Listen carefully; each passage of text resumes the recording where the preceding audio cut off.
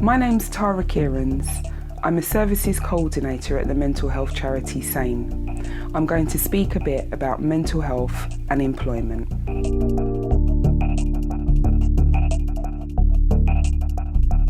There are a number of steps that you can take depending on how much your work is affected by your mental health problem.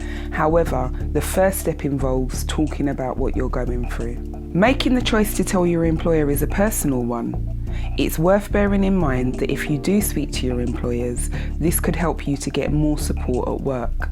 It can also help if issues arise later on regarding your mental health condition.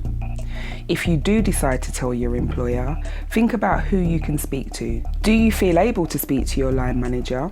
If not, does your company have a human resources department that you could approach? If you haven't done so already, it's probably a good idea to speak to your GP about how you're feeling. This is usually the first step in getting help. For additional support, you might want to consider speaking to those around you, trusted family and friends, for example.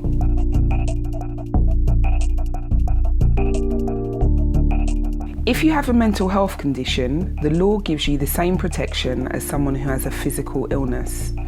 If your employer has a sickness policy, this should apply to a mental health condition in the same way that it would apply to a physical health condition. Knowing your rights as an employee can help. It's good to know about your organisation's sickness policy. It might also be helpful to know of the health and safety policy. Again, if your organisation has one, speaking things through with the Human Resources Department can help, especially if you don't feel your manager is treating you fairly.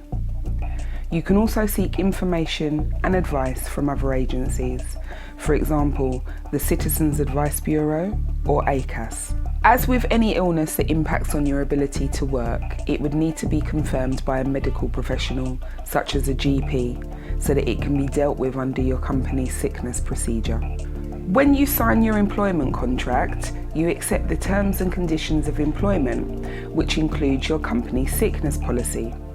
The disability discrimination law, which applies if your condition is long-term or reoccurring and affects your normal day-to-day activity, also applies from the start of your employment. The Site.org, your guide to the real world. Your guide to the real world. Your guide to the real world.